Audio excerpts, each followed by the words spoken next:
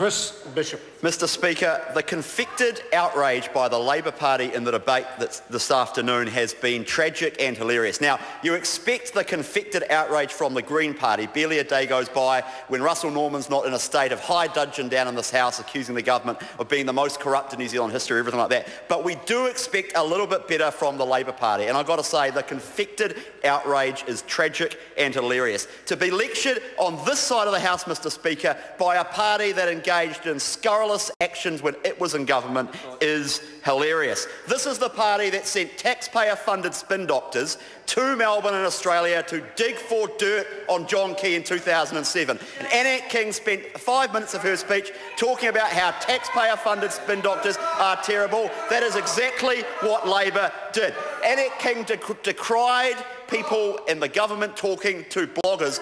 This was the party that established the Standard blog out of the 9th floor of the Beehive in 2005, established the blog. And I suggest to members opposite they go and visit the Standard, because it is a cesspit of bile and hate.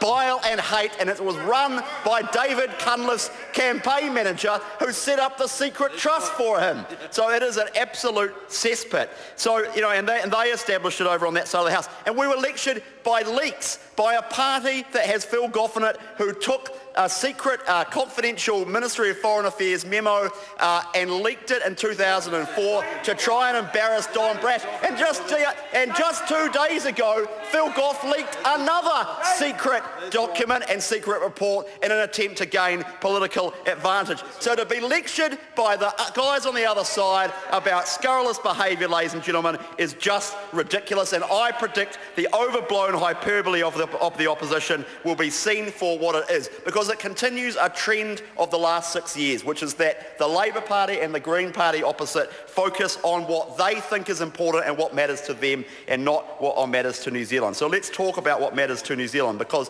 there were 2 very significant events and pieces of data released in the last week that I think warrant some attention of the House. The first is the positive household savings rate. The first is the announcement that we have had a positive household savings rate for the last 5 years. This is the first time since 1989 to 1994. A positive savings rate of 2.1%. And members opposite often talk and decry our lack of a savings culture in New Zealand. We don't save enough. We borrow too much from offshore. Well, we've had a positive savings rate for the last 5 years. We are shifting this economy away from debt-fuelled consumption, which was what we had under the last Labor government, towards an economy built on savings and investment. These are very important economic numbers out, and I think that the House should spend some time focusing on them. And the second piece of important information was the migration numbers, which were just highlighted by my colleague Alistair Scott, Mr Speaker. The smallest net loss of people to Australia since October 1994, Mr Speaker, people are literally voting with their feet. Fewer people are leaving to go to Australia, and more people are arriving. Yes, that's right, Tracy. 47,000 people net gain to New Zealand. People are literally voting with their feet, and they're coming from Asia, and they're coming from the UK, and they're coming from Australia. They're coming from all over the world, because our economy is growing at one of the fastest rates in the Western world. And I know you don't like people moving here, and I know that the member opposite doesn't like people from other countries coming to New Zealand, but people are literally voting with their feet. Over here in the National Party on this side of the House, we welcome people moving here. We welcome foreigners wanting to spend money and invest in New Zealand. We welcome people wanting to relocate here and relocate their businesses here, because we are a confident, multicultural nation that is outward-facing, not insular and closed to the rest of the world like the closed mind of members in New Zealand First, Mr Speaker. So those are the very important migration numbers released.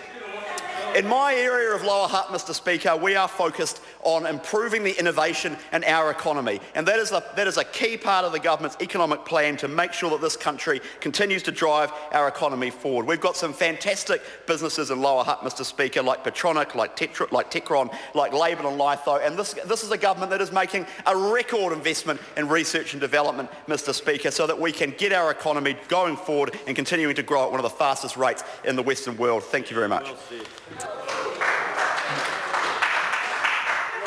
Members, The time for this debate has expired. Call on Government Order of the Day number 1. Education Amendment Bill number 2.